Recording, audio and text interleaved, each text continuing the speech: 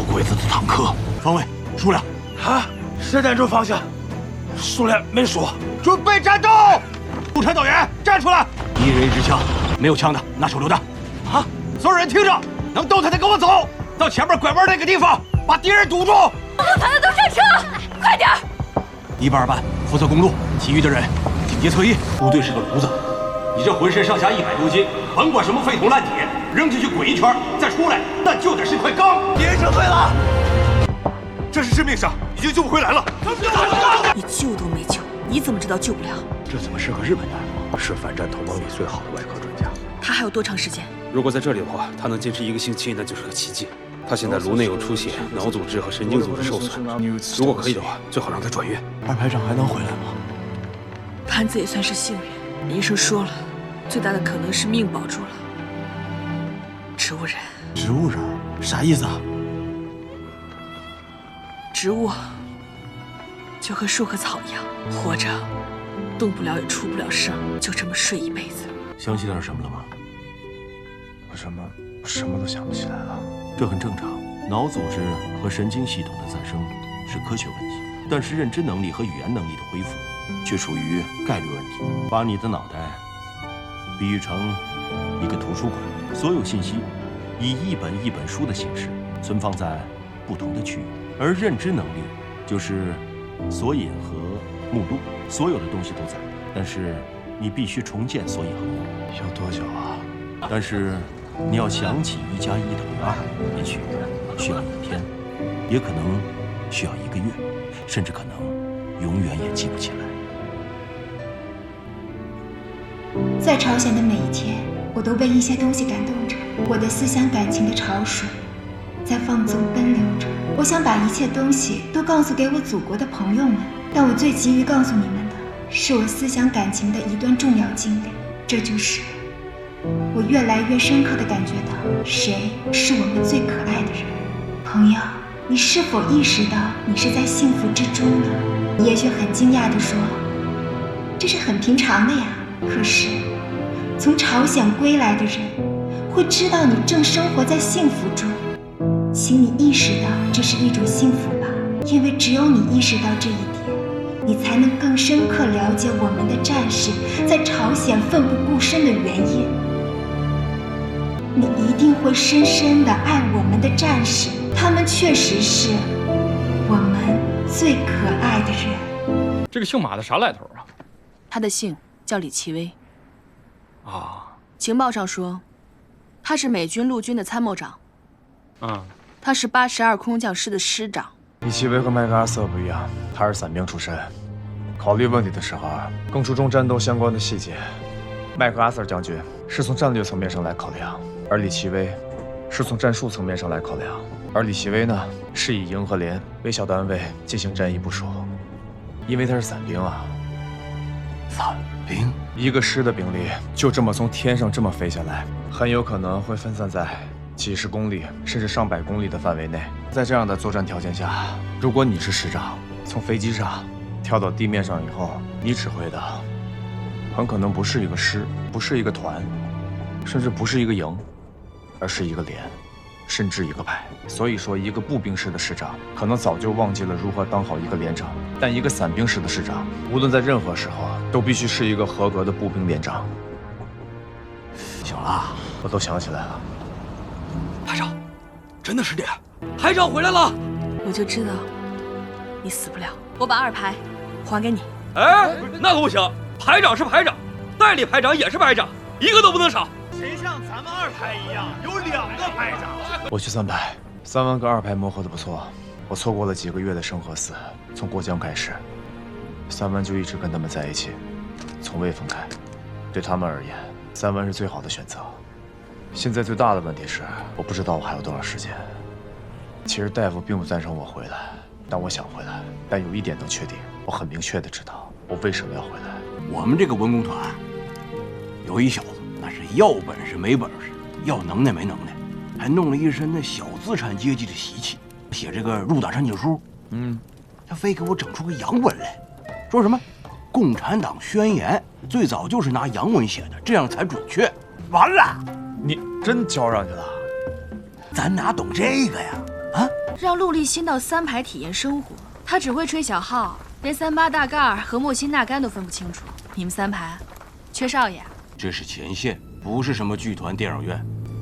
我不管之前多少人拿你当大宝贝供着，在这儿，你首先得是个兵，否则就给老子滚蛋！教导员，你的批评我接受，但人身攻击就不对了。啥玩意儿？人身攻击？天一亮，卷铺盖卷给我滚蛋！到连队里边去给我好好见识见识，啥叫当兵，啥叫打仗。到战场上，让子弹好好教育教育你。三排长是老兵，知识分子，懂英语，会开坦克。你跟着他，能学到真本事。小洛，看着我。到了三排，服从三排长的命令，听从三排长的指挥。他让你上刀山，你就上刀山；他让你下火海，你就跟着他下火海。别害怕，也别犹豫。你立了功，是三排的功臣；你牺牲了，是三排的烈士。你当了逃兵，我亲手毙了你。紧急集合！我手1、2、3、4、5、6、7、全体动用！立正！不行，全连轻装，除了武器弹药干粮之外，其余的一律留在营地。2、行军期间，严格执行纪律，令行禁止。拉屎撒尿要报告，不许擅自离队，不许交头接耳，没有命令不许开枪，不许暴露目标。各党小组和战斗小组要负起责任来，听见了没有？听见了。用腿走，出发。当四方辽阔征程，红旗招展，迎风青春似火，热血歌声，为信念而战，披挂勇敢，为拯救大道踏平险滩，为和平而战，一往无前，忠心赤胆化作山川。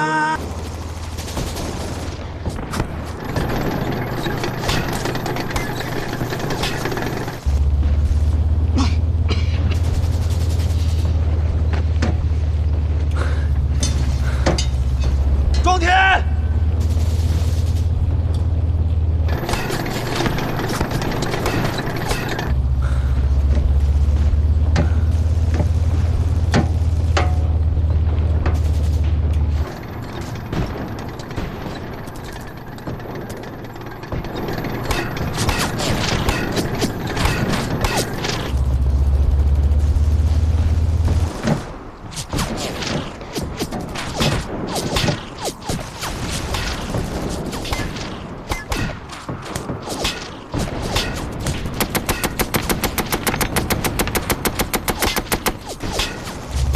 陈前锋，你找死啊！赶紧回来！是不是找死啊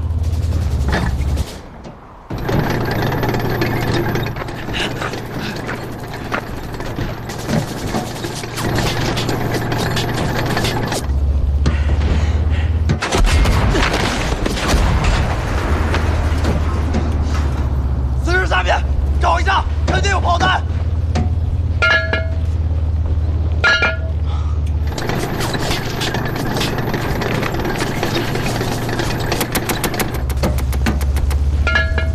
找到了，找到的那是钱啊！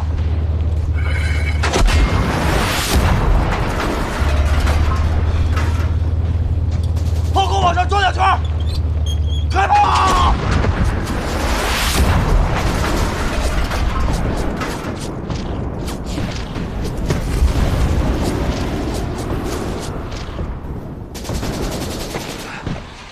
中了！好，再来一发！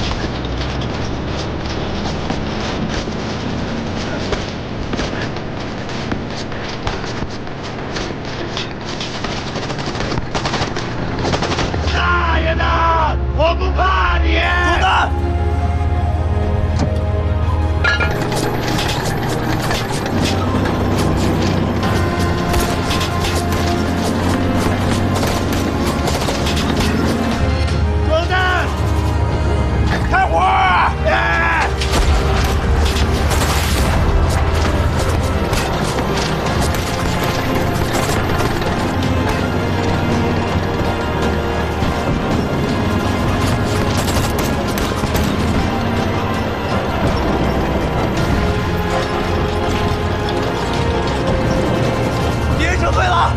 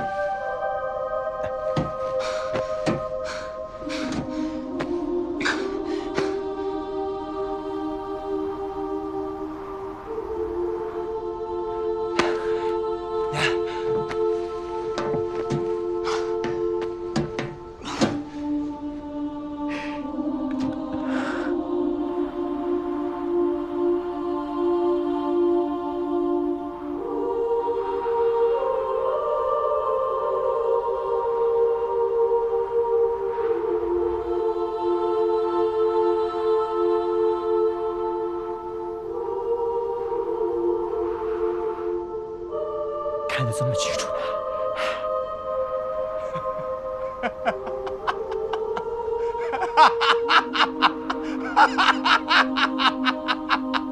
赵贺，这东西怎么弄啊？你造吧！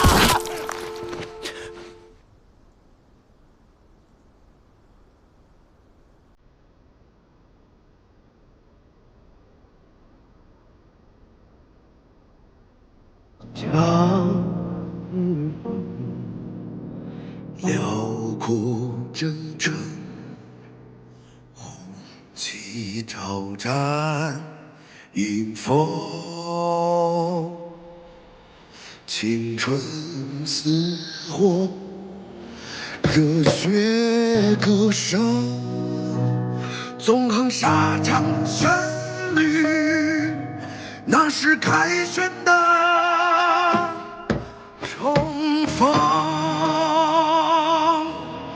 为信念啊，披过的他，为拯救大道，为和平而战，希望无限，众星之大欢。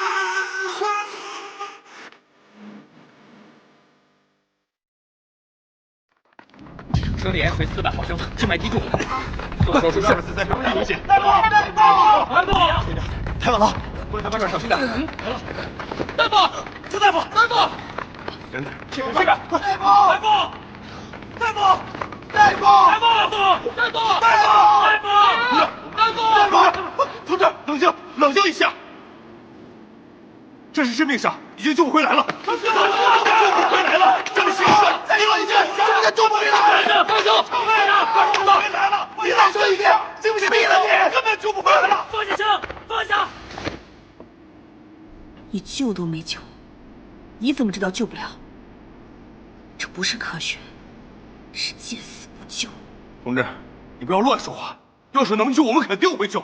但问题是现在已经……再耽误几分钟，就算医生来了也救不活了。是你杀了他。你讲点道理好不好？坂本医生来了。医生，ここは病院だ。这里是医院，不是战场。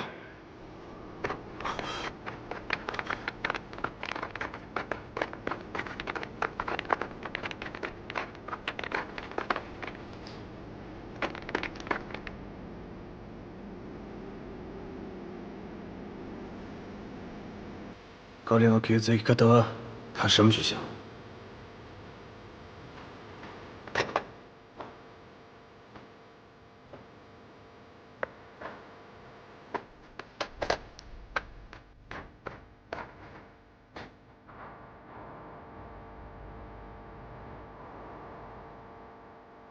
伤口了，马上就好了。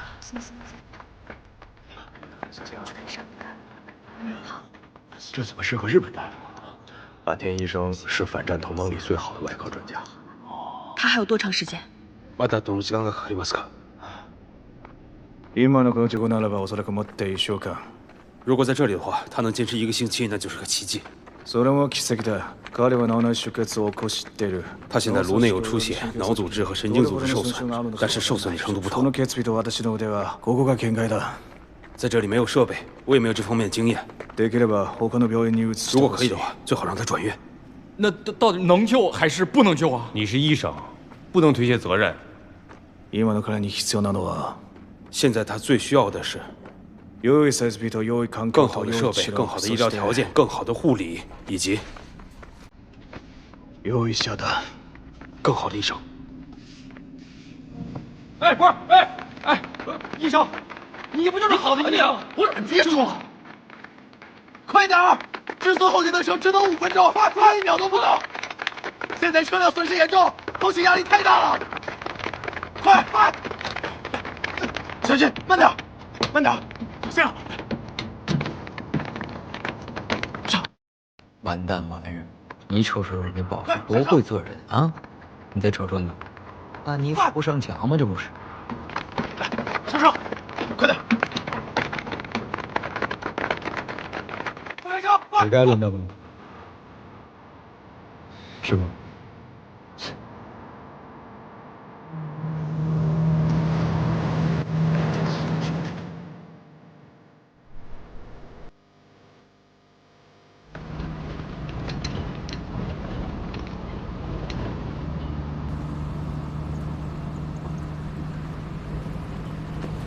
来，我给你举着。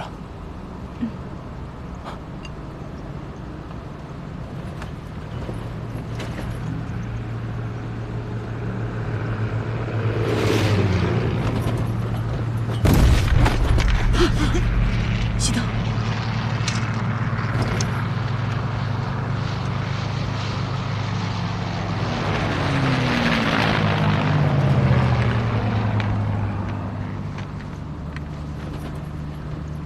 离天亮还早着呢，你歇会儿吧。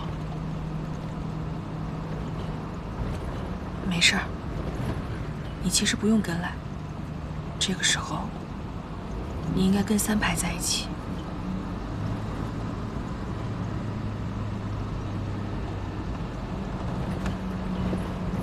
他把我当战友。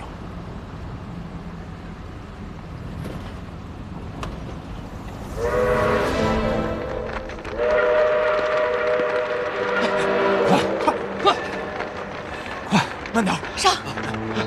小心点。是啊，来，接着慢点。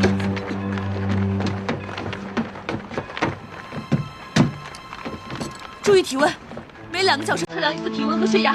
这车到哪儿？安东，然后转车去国内荆州。2排长还能回来吗？能活下来的几率都很小，就算死掉，一辈子睡在床上，吃喝拉撒都在床上，叫不醒。二虎，二虎，二虎，不要跟排长回去！后方有人照顾排长，用不着你。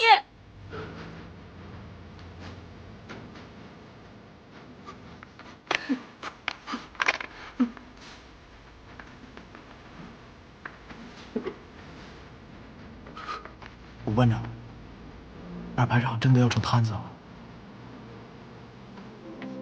摊子也算是幸运。医生说了，最大的可能是命保住了。植物人。植物人？啥意思啊？植物就和树和草一样，活着，动不了也出不了声，就这么睡一辈子。那得通知他家里。他老家在成都，现在这么乱，后方政治部未必能联系上。能睡，是福气。排长，排长，排长，排长！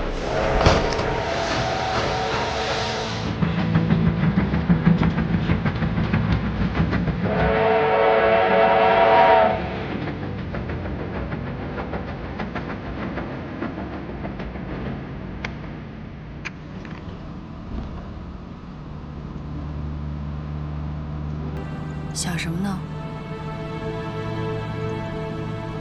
啊，想老娘。你老家哪里的？塘沽，海边。我们那边啊，下海的多。我爹活着的时候，家里面有条船，后来他没了，我老娘就给别人补网子。我参军的时候，他哭得不行，就怕我没了，剩下他一个。后来没托人送信回去啊？送过2次。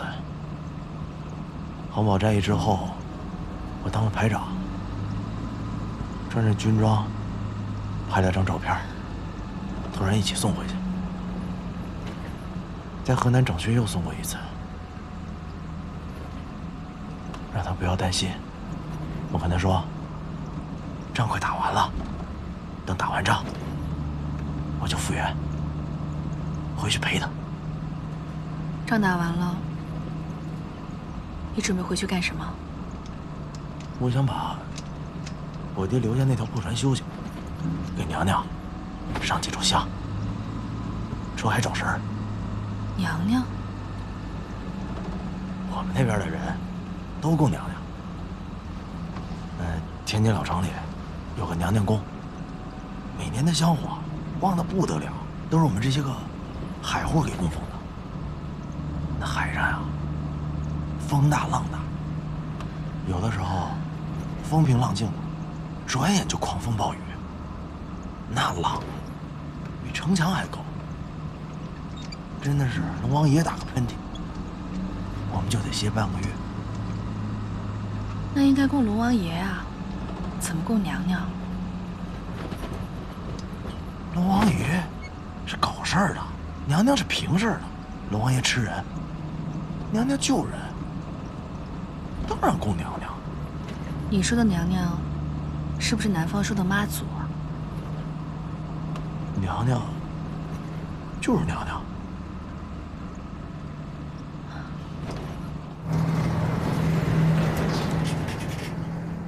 天快亮了，也不知道前面怎么样了。北岸扫清了，估计应该快渡江了。赵和重伤，你又不在，3个排长缺编2个，才这么2天时间，连长和指导员应该会等你回去。田放是老兵，老革命，指挥部队没问题。他不如你。谁说的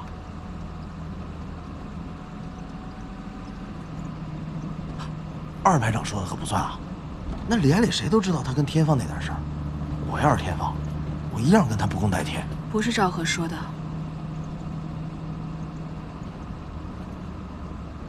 等过了江，估计团政治部就要找你谈话了，提前恭喜了。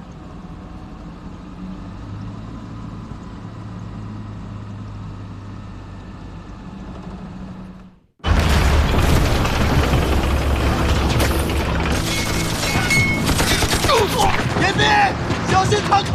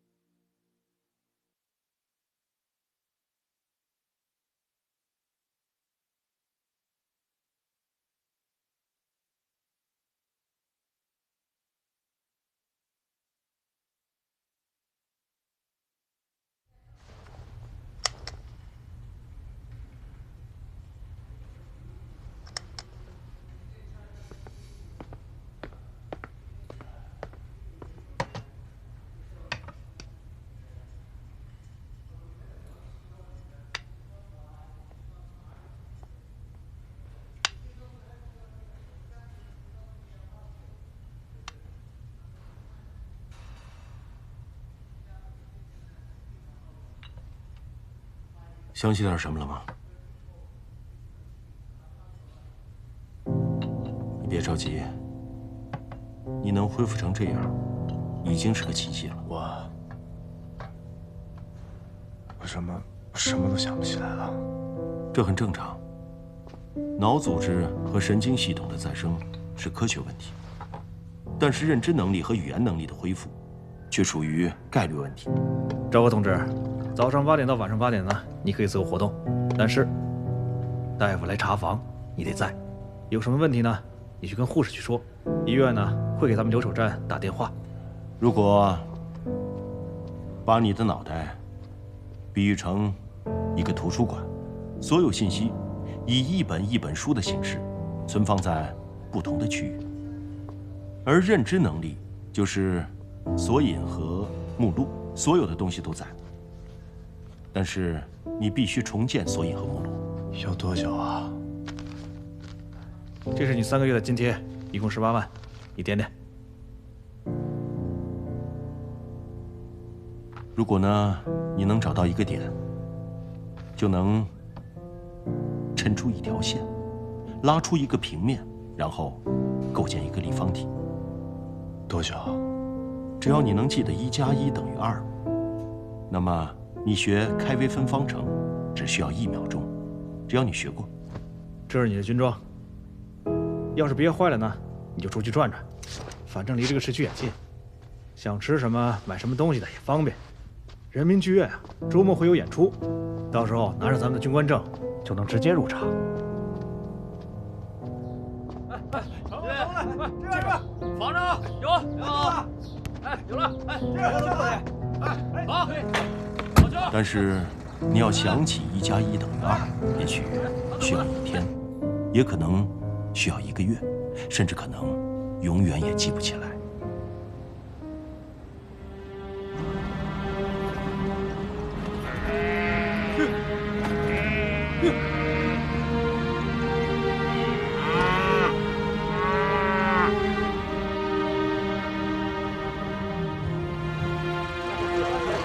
走，来，看一看啊，看一看。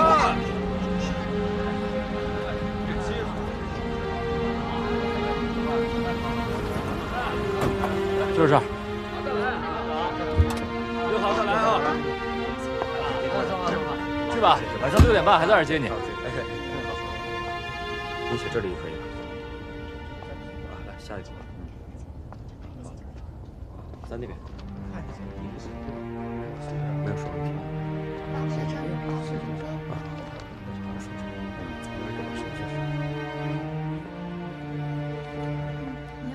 啊？哟，这位军人同志，您好，我可以看一下您的证件吗？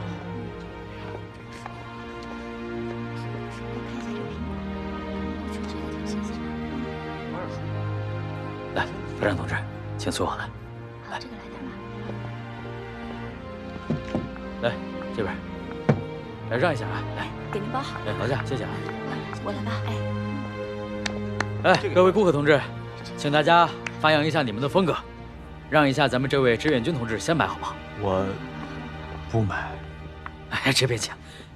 来，1张2纸，颜色亮一点。哎，好。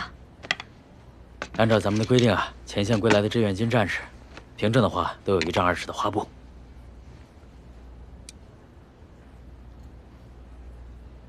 多少钱？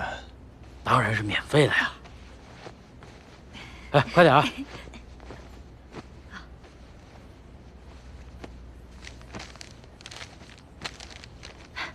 给。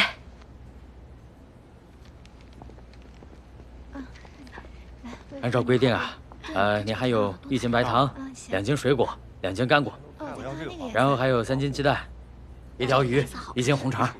另外啊，您还有1双瑞福祥的厚底布鞋。谢谢。这些啊都是免费给您的。这买的有点少吧？这太多了。实不相瞒，我要不是实在赔不起的话，这矿石收音机我都想免费送您1台。是啊。要是您想买的话，对，我就收您一个成本价。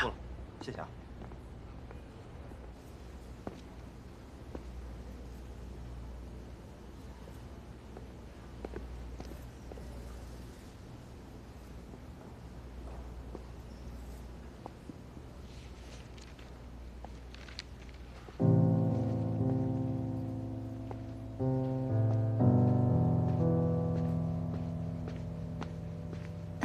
你好，这位同志，请问您的随身物品需要寄存一下吗？啊？您给我吧。您放心，东西放在我们这儿啊，1件都不会少的。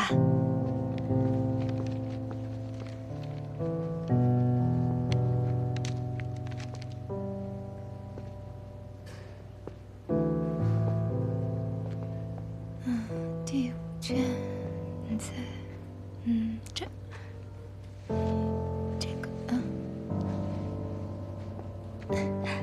你好，同志，请问您想看点什么书吗？新书。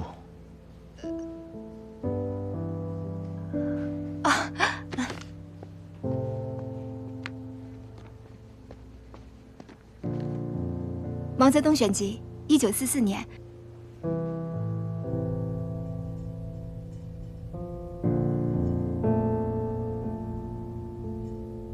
在朝鲜的每一天，我都被一些东西感动着。我的思想感情的潮水在放纵奔流着。我想把一切东西都告诉给我祖国的朋友们，但我最急于告诉你们的，是我思想感情的一段重要经历。这就是我越来越深刻地感觉到，谁是我们最可爱的人。朋友们，用不着多举例，你们已经可以了解我们的战士是怎样一种人。这种人有一种什么品质？他们的灵魂多么的美丽和宽广。他们是历史上、世界上第一流的战士，第一流的人。他们是世界上一切伟大人民的优秀之花，是我们值得骄傲。我们以我们的祖国有这样的英雄而骄傲，我们以生在这个英雄的国度而自豪。亲爱的朋友们，当你坐上早晨第1列电车驰向工厂的时候，当你扛上篱笆走向田野的时候，当你喝完1杯豆浆提着书包走向学校的时候，当你坐在办公桌前开始这一天工作的时候，当你往孩子口里塞苹果的时候，当你和爱人一起散步的时候，朋友，你是否意识到你是在幸福之中呢？你也许很惊讶地说，这是很平常的呀。可是从朝鲜归来的人会知道你正生活在幸福中，请你意识到这是一种幸福吧。因为只有你意识到这一点，你才能更深刻了解我们的战士在朝鲜奋不顾身的原因。朋友，你是这么爱我们的祖国，爱我们伟大领袖毛主席，你一定会深深地爱我们的战士。他们确实是我们最可爱的人。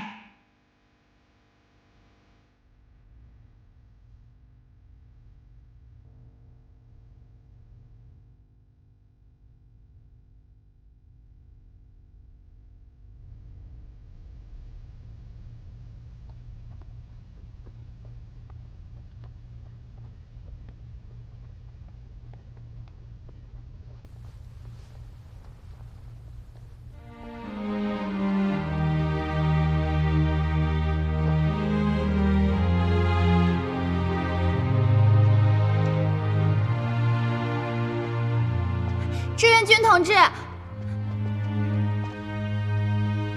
同志，您能给我签个名吗？签什么呀？什么都行。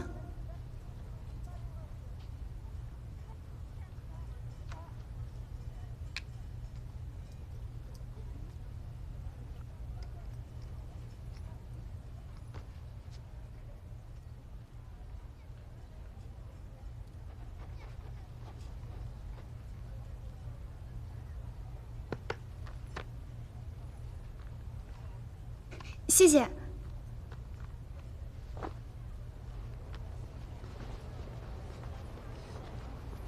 我能给你写信吗？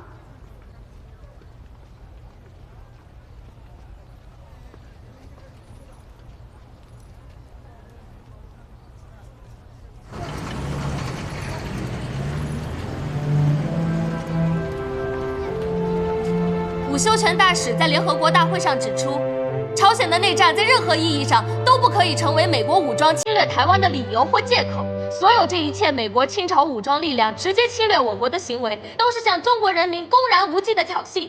中国人民绝对不能容忍，中国人民从不也永不害怕反抗侵略战争。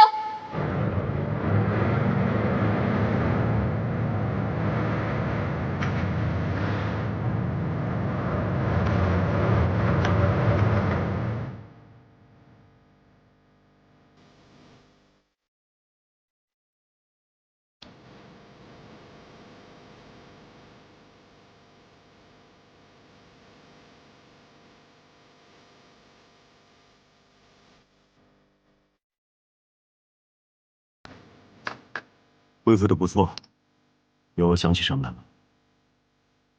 有些人，有些事儿，一直在我这里面晃来晃去。恕我直言，以你现在的身体状况，你恐怕已经不适合继续参加战斗了。你头部的碎片已经取出来了，但是子弹贯穿形成的空腔却是难以修补的。况且，从理论上讲呢，那些细小的颗粒是很难通过手术根除的。人的大脑不同于循环系统，那些杂质不可能通过新陈代谢自动排出。也就是说，你这一辈子都要带着它们过活了。那我还能活多久？这我不知道。人的大脑是一个复杂的系统。从医学上来说呢，哪怕是切除1/5，你仍然可以活着。况且实际上，你往这个系统里面扔一颗黄豆，也可能把它卡住。到目前为止，我要跟你说的是，你的外伤已经痊愈，但是呢，后遗症、并发症随时可能发生。以后你可能会没灾没病、平平安安的活100年。但是也可能在明天早上死于脑溢血。但是最大的可能就是你脑中的残留物会在某种程度上引起思维障碍。其实啊，在某种意义上来说，现在的你并不是个完整的你。那我还能回去吗？回哪里啊？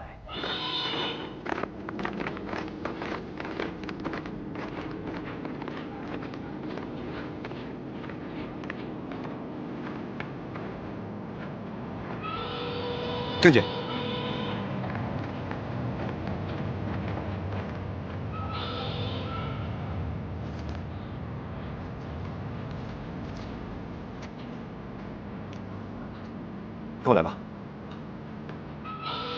给这位排长同志让个位置，他是上尉归队。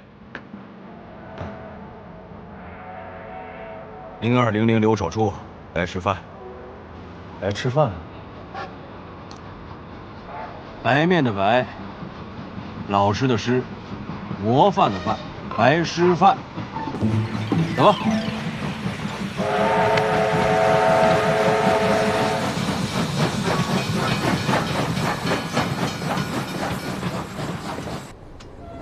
我眼下在军分区警卫营剿匪，川西土匪可不比川北少。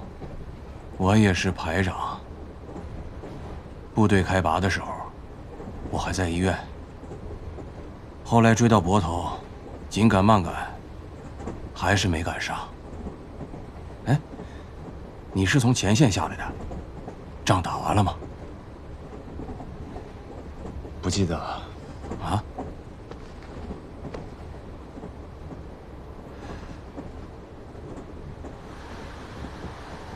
好家伙，你真命大呀！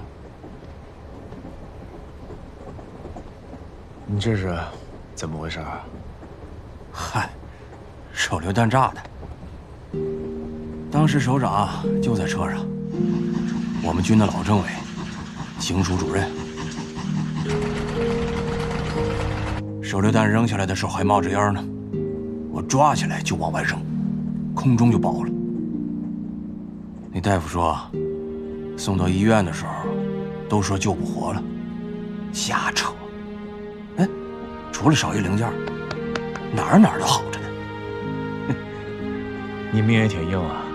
哎，还是想上前线。部队走了，把你落下了，搁谁心里都不是滋味。心里不安生啊。可不嘛，睡觉都睡不踏实。哎，对了，你刚才说你是哪个部队来着？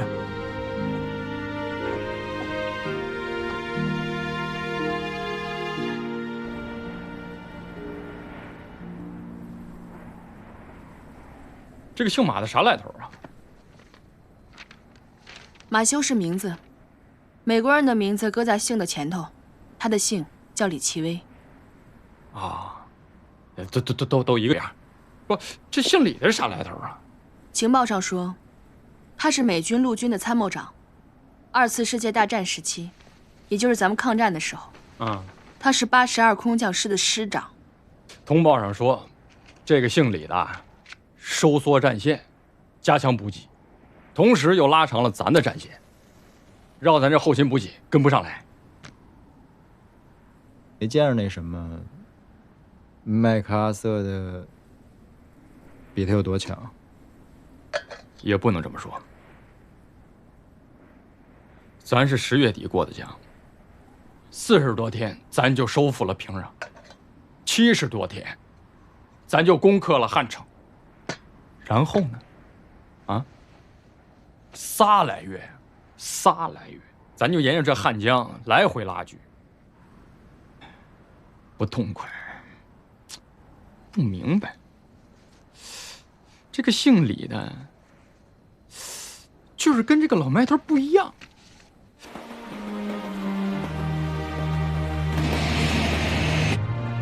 李奇微和麦克阿瑟不一样，他是伞兵出身，考虑问题的时候更注重战斗相关的细节，气候、地形、兵力、火力、对手的特征、敌情、我情这些个因素。麦克阿瑟将军是从战略层面上来考量，而李奇微是从战术层面上来考量。打个比方说，麦克阿瑟这个总司令，他是以师和团为小单位进行战役部署，而李奇微呢，是以营和连为小单位进行战役部署。都直接指挥到营和连了？不是指挥，而是指在做部署的时候具体的考量。也就是说，对于底下的部队所遇到的具体困难和具体问题，麦克阿瑟顶多考虑到师长和团长一级，而李奇微能考虑到营长和连长一级。那为啥？因为他是伞兵啊。伞兵？伞兵又咋了？一个师的兵力就这么从天上这么飞下来，很有可能会分散在几十公里甚至上百公里的范围内。也就是说，在这样的作战条件下，如果你是师长，从飞机上跳到地面上以后，你指挥的很可能不是一个师，不是一个团，甚至不是一个营，而是一个连，甚至一个排。啥玩意儿？一个排？那他这师长还咋当啊？没办法，事实上，能有一个排就不错了。在空降作战当中，就算一个师长身边连一个兵都没有，身上一把枪都没有，都是很正常的。因为一架 C-47运输机最大的运载兵力，也就是一个排，而且这一个排跳伞的时候，还未必都能跳到同一个地方。作为指挥员，也只能因漏就捡，能收拢多少兵力，就使用多少兵力来作战。有收拢一个排就用一个排，有一个班就用一个班。所以说，一个步兵师的师长可能早就忘记了如何当好一个连长，但一个伞兵师的师4月下旬，而我军呢，现在面临的正好是敌人的2道封锁线：第一，汶山、连川、支普里、桦川、杨口，还有圆通里以及甘城一线，以38线作为他们的防御。第2条呢，是以春川、议政府作为一线，是他们的第2道防线。总共的兵力呢有5个军、14个师、3个旅。这次认为啊，他们的主力设置应该是在连川到桦川一线。那么剩下的就是美军的第1骑兵师，还有空降兵187团以及伪军的第2师、第8师。他们作为预备队，春川、水源、大田、光州一带。以上呢就是敌情通报。说完了他们，就该说说我们了。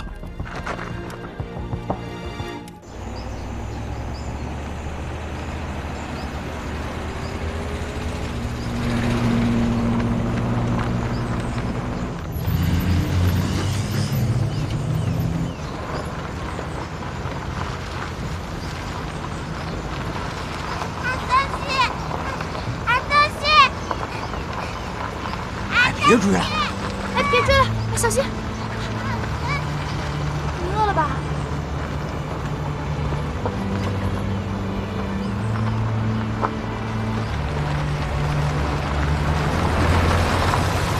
你饿了吗？来，吃点东西吧。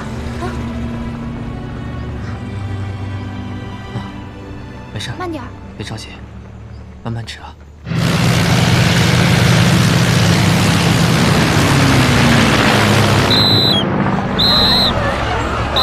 大旅馆，隐蔽，快动起来！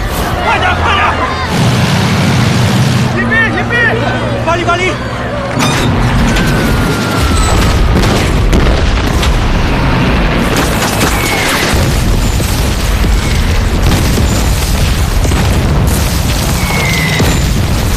快下车！坐不下干啥呀？隐蔽，隐蔽！往路两边撒开！闪开！快闪开！隐蔽！巴黎厂长，巴黎，巴黎！听说了没？人家把92部都装上船了，叫陆军海战队。木头，你啥时候？哎，我怀不去。炮兵打得远，我没看着。别这样，这样多没意思。我吃。这玩意儿咋说的？观其不语真君子。人指导员还说的，见死不救是小人，我这属于说是救你。你是救我呀？你救不救你？你这等于说是天放矢马，不定能咋，是不是大力？喂，排长，就算不说你也赢不了木头，是吧，大坤子？闭嘴吧，麻雀！谁别说话啊？整不过你呢？看好了，你是骑兵，我是炮兵。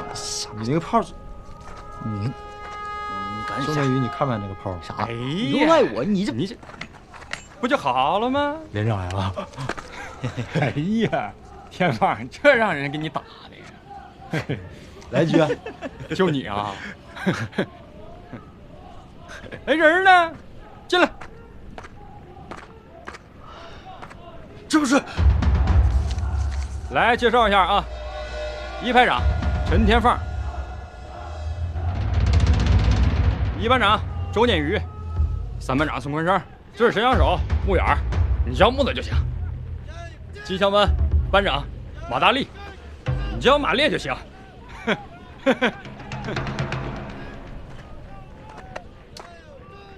这是赵和，咱连部刚来通信员。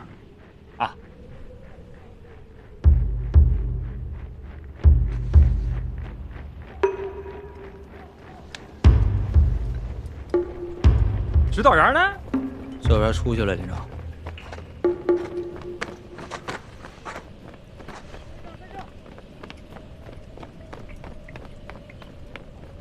走了走了。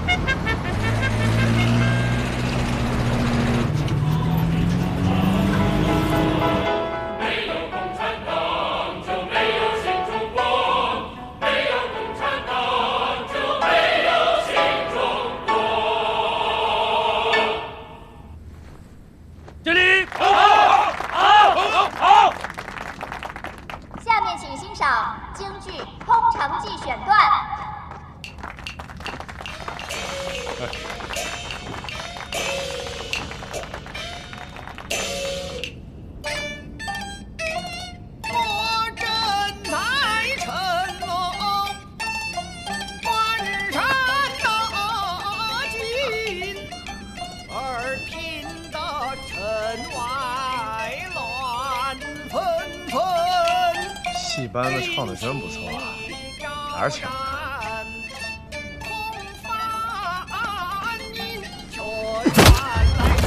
陈天放，干啥呢？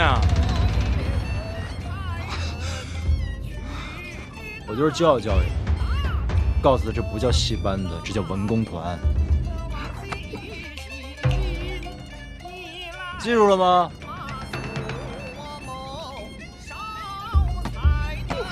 问你话呢。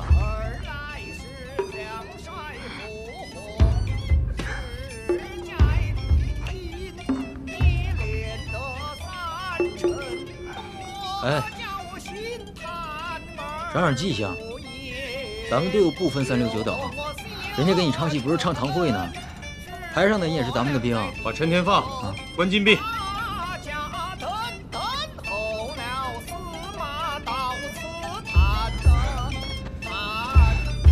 走吧。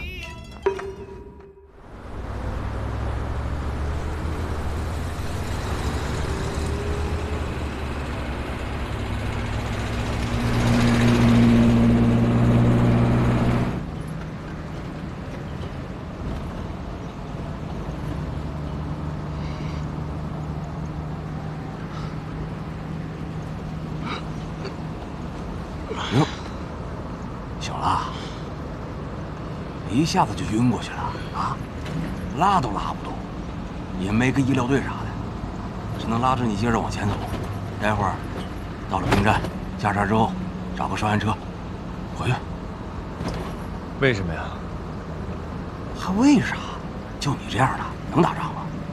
那大炮一响，你咣当就倒这眩晕了，哪个连队能要你？以后不会了。啥玩意儿？不会了？你咋知道没下回？我都想起来了。嗯？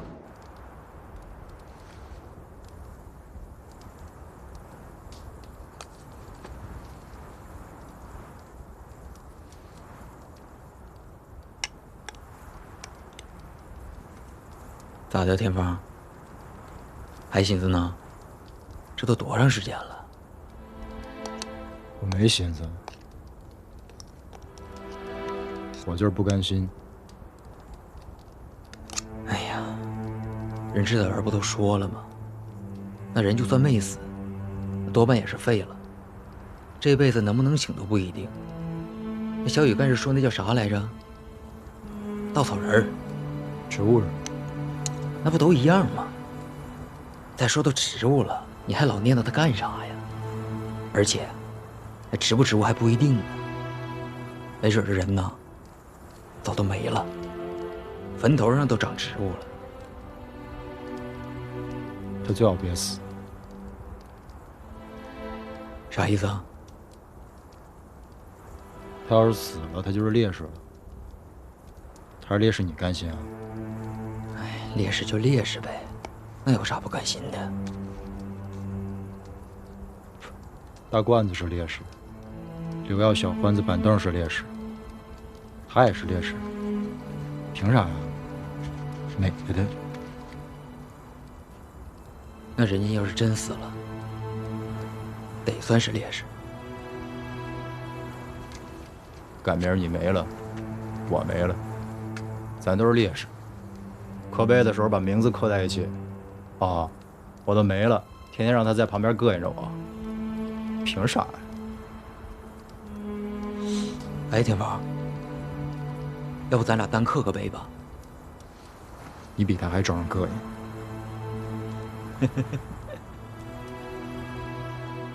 一排，天放，2排3弯，都不用操心。你现在最麻烦的就是这个3排。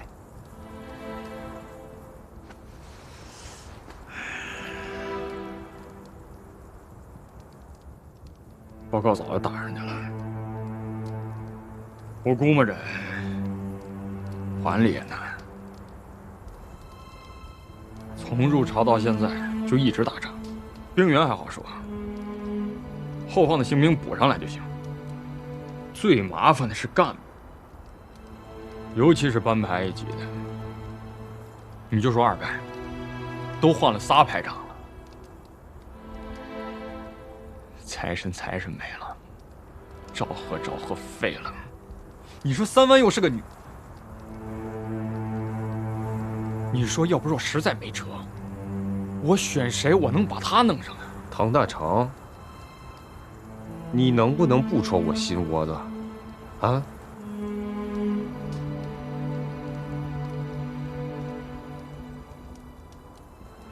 戳的。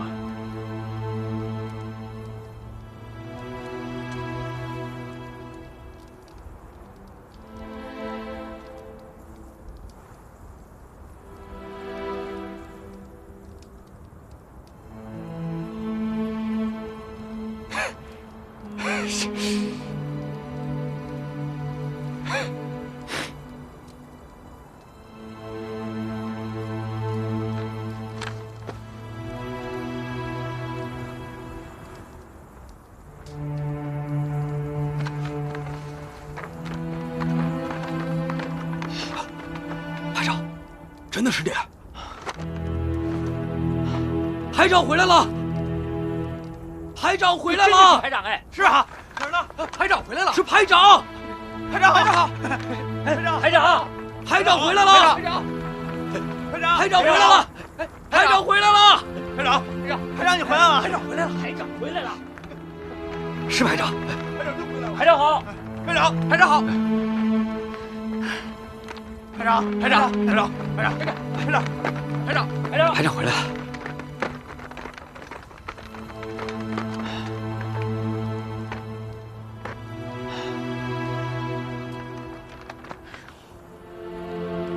我就知道你死不了。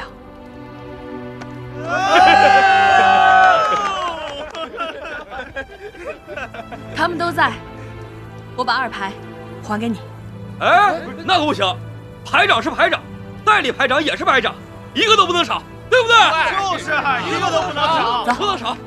咱们有俩排长，过去啊！2排过去，过去，过去，过去，就是啊，2个排长啊！谁像咱们2排一样有2个排长？真是，谁敢欺负咱们呀？啊！哎，怎么没看见3排长？厉害，排长就是厉害啊！啊，不一样。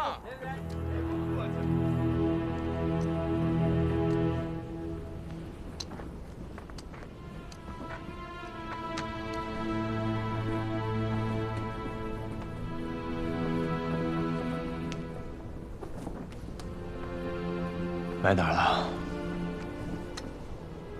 当时汉城还没拿下来，部队都在作战，交给后勤的同志运回去了。应该是葬在平壤的陵园里了吧？过来的时候应该去看看他。你有这心，保伏在九泉之下，能瞑目了。他是我见过最优秀的军官，各方面都是。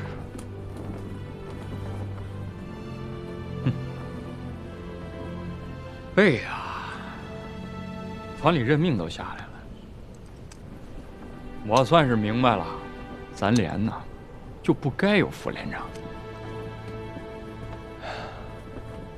正好，你回来了，我跟连长正犯难呢。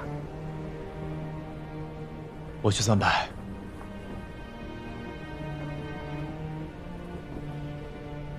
3万跟2排磨合的不错，我已经几个月没跟他们在一起作战了。我错过了几个月的圣河寺，从过江开始，3万就一直跟他们在一起，从未分开。对他们而言，3万是最好的选择。现在最大的问题是，我不知道我还有多少时间。咋说？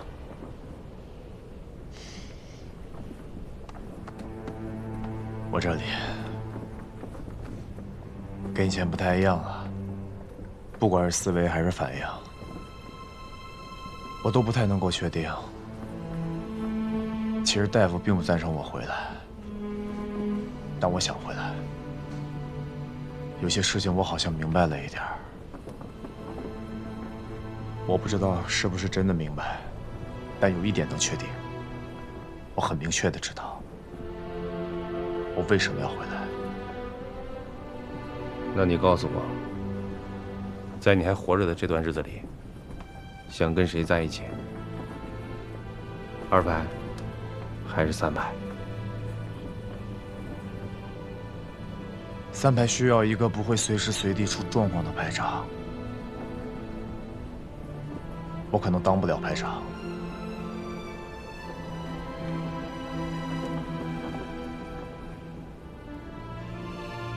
但我想，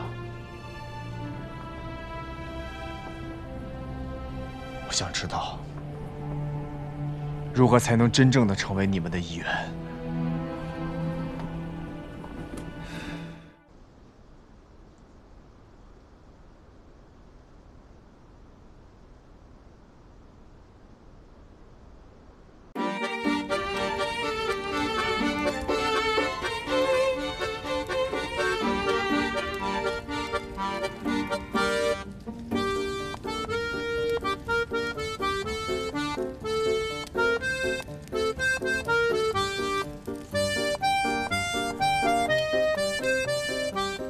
梅子以前是跳民族舞的，这种节奏快的，她总是跳不好。这是私下下了苦功夫了。这男孩叫冯月朗，是她男朋友。虽然关系没有公开，但其实大家心里都有数。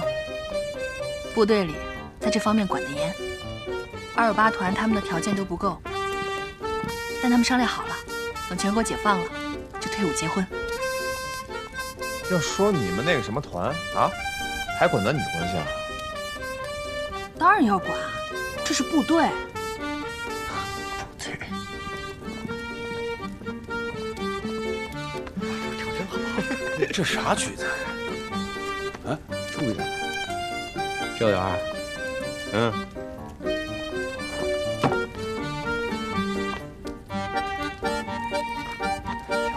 虽然我看不懂，但这腿抬挺高。让我干的。我以前看过。是。我知道。你跳得好，干啥？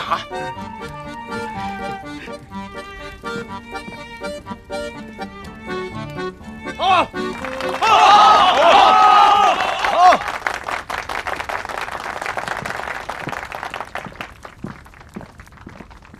这个是叶菲菲，是报幕员。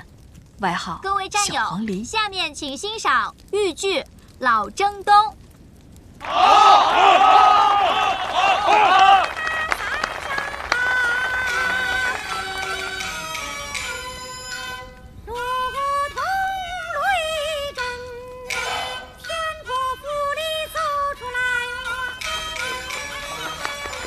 他怎么在这儿？谁啊？就那个人。谁啊？哎，我说你们文工团里头是不是有个叫白吃饭的？我们文工团没有白吃饭的。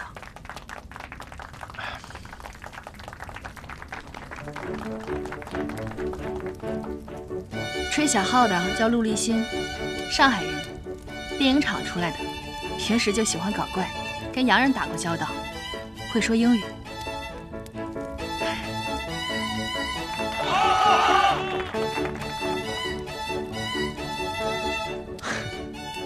我想起来了，《大兵日记》。他的这些玩意儿，我从来都没有听懂过。你能听明白啊？我说你之前没看过电影吧？哎，我又不该问。从不会说话的时候就进部队了，上哪儿看电影去？谁跟你说我没看过电影？列宁在10月，列宁在1918，战舰波江金号，恰巴耶夫，这些电影我都看过。当年在杨家岭放电影的时候，我从来坐的都是第1排。算我错了。什么叫算？你就是错了。怎么着？美式装备的战车连，看不起我们土八路啊？不敢啊，这个真不敢。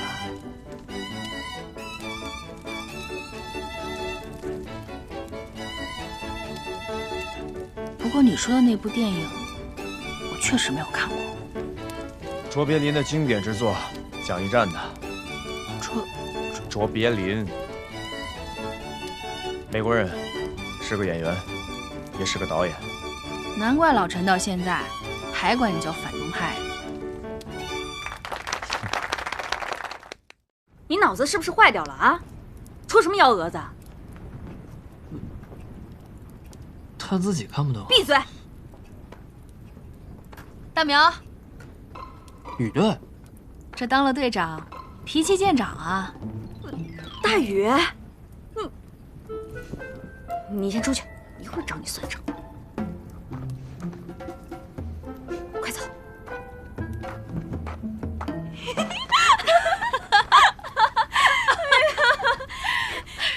你怎么来了呀？你不是应该在老部队吗？你那个大班子新指导员呢？老白呀，他是老兵，不怎么懂业务，平时少在后台转，现在估计在食堂那边检查呢。哈，都是队长惯的，全队就他搞特殊化，崇洋媚外，一开会就吹牛，什么美国电影、美国音乐，美国人什么都好。他们生在美国，还真是天大的委屈。要我说，抗战那会儿，他就是个汉奸。行了行了，等队长和他谈完，我带你们俩到政治部把这事说清楚。扶不上墙的烂泥，这事用不着你操心，你把你自己的事办好就行。队长才不会批评他呢，平常就拿他当个宝，捧在手里怕碰着，含在嘴里怕化了。人家都说，队长这是看上他。说啥玩意儿呢？来吃饭，老白，谁在这瞎咧咧？老赵啊！哎呦，你怎么来了？哎呀，也不告诉我一声，真是的。那啥，你那个事儿，我这两天抓紧处理，你先回去吧。来，赶紧，你先坐着。你这不错啊。那是，好家伙！哎，老白人不错，侦察连长出身，剿匪的时候负了伤，这不没能赶上部队入朝。前些日子啊，刚从国内过来，结果部队没了编制，只能到文工团来当教导员了，算是官升一级吧。但是人家还不愿意。哎呀，也是，人家是上阵杀敌的老战士。到文工团来当教导员管后勤，是委屈了点儿啊。我们3排长伤愈归队，他俩是一趟车， 2个人啊聊了一路。是你们那个战斗英雄吧？早听说了。他还跟你们念叨这个？我耳朵都快听出茧子了。他天天拿你们那个战斗英雄来挤兑小鹿，说，人家也会鸟语，人家也看过美国电影，人家还和美国兵一起打过仗，哦，还会开坦克，还会用火箭筒，18般武艺样样精通。那小鹿这下郁闷了吧？他你还不知道，就喜欢搞怪，写个申请书，把老白啊气了个半死。哎，哇，热乎着呢。那可不，广告啊不够再来。我跟你说啊，我们这个文工团有一小子，那是要本事没本事，要能耐没能耐，还弄了一身那小资产阶级的习气，写这个入党申请书，他非给我整出个洋文来，说什么共产党宣言最早就是拿洋文写的，这样才准确。那他咋不整个大胡子贴脸上说自己是马克思呢？那不更准确？是不是？准确你家贵啊！准确。第二去了，出大洋相了！我告诉你，程主任拿给各营区展览，我这老脸完了。你真交上去了？咱哪懂这个呀？啊，咱是战斗人员，军事主管。你说这事儿？那连里都是归指导员管，你现在让我管这个，那不是逼着猎狗抓耗子吗？哎，问你个事儿啊，258团什么意思啊？啊？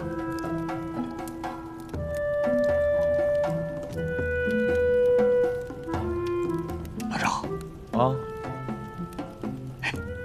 笑什么呀？看上了哪个姑娘了？你什么意思啊？你和老邱怎么样了？能怎么样？他那个样，我又这个样，还能怎么样？你和我还不说实话，到底怎么样了？他是他，我是我，我的报告上头批了，他的处分也定了，从团长变成连长，好在还是作战部队。你们家老头子同意了？八爹和他见过了，有什么疙瘩也都解开了。说真的，我不恨他。你说你们2个人这弄的什么事儿啊？鸡飞蛋打，现在就算你们2个想复合，都没有那个条件。他从团长降到连长，你呢从营职降到排职，这叫什么事儿？挺好，还挺好，你心可真大。我觉得真挺好，你也知道我的脾气。他团长那顶帽子，根本就压不住我，动起手来也打不过我。战场上是英雄，回家就变狗熊。男人嘛，谁受得了这个？那然后呢？然后，你跟我装傻是不是啊？你属兔，到今年8月份虚岁25。你这后半辈子，就打算一个人了？一个人挺好。女人好不好，从少看到老。你今年25，到了65，你还能觉得一个人好？炮一响，枪一响，那些个不中意的，那些个不开心的，就都不在意了。这仗还能打一辈子呀？眼看着仗就要打完了，你说都从38线推到37线，美国鬼子都快被赶下海了。我觉得也就是这2、3个月的事儿。2、3个月？就现在这个状况，2、3个月拿不下来。咱总打仗的都知道，按照现在这个情形，那是逼着鬼呢。咱们现在占的地儿，都是美军主动退出来的，美军较真儿的地儿，咱们打的都不算利索。打仗就怕这个，按照人家的鼓点迈步子，所以我们要打乱他们的鼓点。我们师的正对面，就是你说的那什么陆战一师，啃了3天了，没啃下来。不丢人，之前内战，连一个军都没啃动。你知道吗？陆战一师在美国序列里的外号是什么？什么呀？4斗。按照你们的话说，什么叫我们的话呀？你哪边的呀你？应该是咱们的话，你这怎么说话呢你？对，我说秃了嘴了。你看我这觉悟啊。啊，我跟你说一正事儿。你说。小陆。对啊，就是他。让陆励新到3排体验生活，这就是你那个白吃饭给你出的。哎，白吃饭。好，老白亲自跟你交代，让小陆到3排体验生活。怎么了？有什么不妥啊？他只会吹小号，连38大盖和莫辛纳甘都分不清楚。你们3排缺少爷？程主任真这么说的？对，这老袁就在外面，不信你问他。我就说嘛，领导上这么明察秋毫，还能让小人得了志。梅子，干嘛呀？我说错了吗？行了，都少说几句。都是同志，弄得跟阶级敌人似的，至于的吗？领导有领导的考虑，都别瞎猜了啊！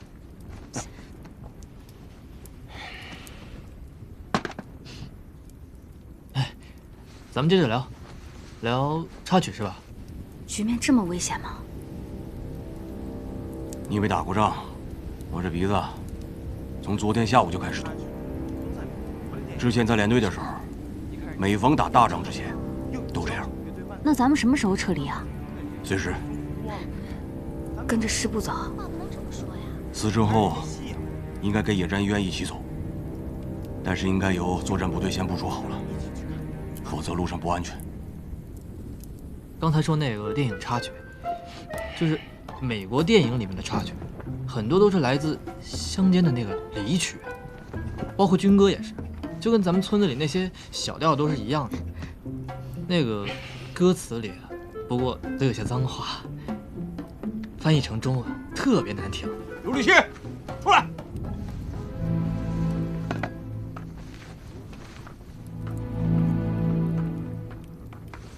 啥脏话呀？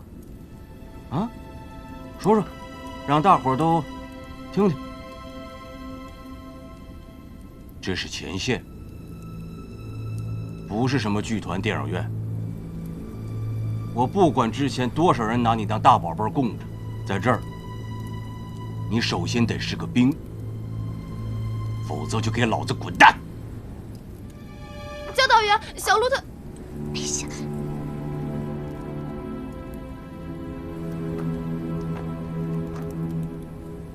立正！看看你这样子，从头到脚哪儿像个当兵的？部队不是你嘻嘻哈哈的地方，部队是什么呀？部队是个炉子。你这浑身上下100多斤，甭管什么废铜烂铁，进去滚一圈再出来，那就得是块钢。这道理你都不明白，你还当什么兵啊？不把你这身小布尔乔亚的皮给扒了，你就永远是滩烂泥，谁抓在手里都嫌脏。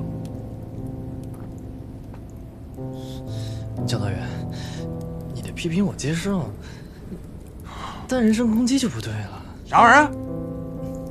人身攻击？你以为老子愿意在这儿跟你废话呀？我告诉你，部队都已经跟你联系好了，天一亮，卷铺盖卷给我滚蛋！到连队里边去给我好好见识见识，啥叫当兵，啥叫打仗。在战壕里摸爬滚打，能活过2天，你再跟我说啥叫人身攻击？否则别说你是文工团的兵，咱们队伍丢不起这个人。老白，到战场上，让子弹好好教育教育你，啥叫革命队伍的作风。3排长是老兵，知识分子，懂英语，会开坦克，你跟着他，能学到真本事。我服从组织安排，没意见。我不怕你不服从组织安排，我怕的是你拖后腿，我怕你去给文工团丢人，你知道吗？没关系，有我在。大宇，你不是不知道他是块什么材料，我是真怕他去给你们丢人呀。小陆，看着我。到了3排，服从3排长的命令，听从3排长的指挥。他让你上刀山，你就上刀山；他让你下火海，你就跟着他下火海。别害怕，也别犹豫。你立了功，是3排的功臣；你牺牲了，是3排的烈士。你当了逃兵，我亲手毙了你。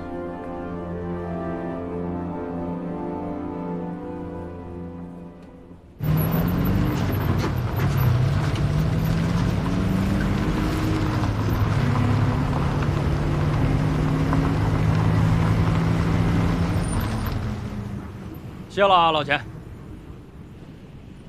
哎，李兄弟啊，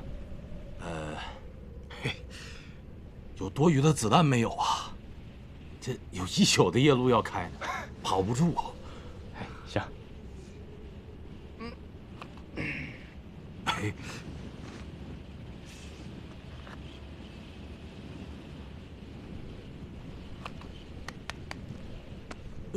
都给我了，这不好意思，要不你再拿回去2个。快走吧，开慢点，你回程拉的是重伤员啊，经不起电的。行了，走吧，啊，放心，这条路啊，没人比我熟。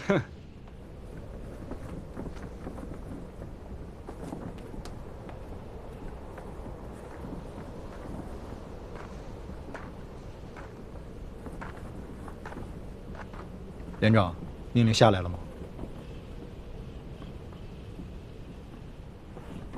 ？10号，紧急集合。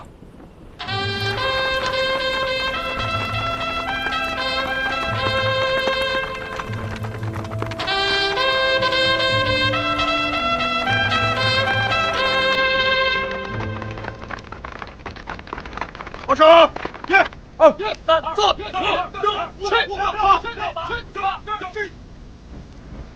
连长同志，1排0到34人，10到34人，列队完毕。报告连长，2排0到35人，10到33人，列队完毕，请您指示。报告连长，3排0到34人，10到34人，列队完毕，请您指示。报告连长，机炮排1到29人，10到29人，列队完毕，请您指示。全体动手，领正，不信。1、人类轻装，除了武器弹药干粮之外，其余的一律留在营地。2、行营期间严格执行纪律，令行禁止，拉屎撒尿要报告，不许擅自离队，不许交头接耳，没有命令不许开枪，不许暴露目标。各党小组和战斗小组要负起责任来，听见了没有？听见了。小鹿怎么还没有回来啊？教导员不带他们弄车去了吗？就算小鹿靠不住，教导员肯定靠得住。没时间了，不等了。教导员还没回来呢，没有车我们怎么走？用腿走，出发。沿着公路走，速度会快很多，但是目标太大。白天敌人的飞机太猖狂，走山路又太慢，会被敌人的轮子追上。快了慢了都不合适，越是撤离险重，越要计划周密。老美的机械化动作很快，这时候可能已经在行动了。我带1排沿着侧翼搜索侦查。不用那么麻烦，接到命令的都是一线部队，和敌人一直没有脱离接触。这么大规模的撤离，先走的一定是司政后勤官，还有非战斗人员。这些人走不快，这10有8、9是要坐车的。也就是说，我们只要沿着公路的方向撤离，就不会离开主力的撤离路线太远。刘润莲，你干什么呢？你听，没时间了，赶快走。哎，你听。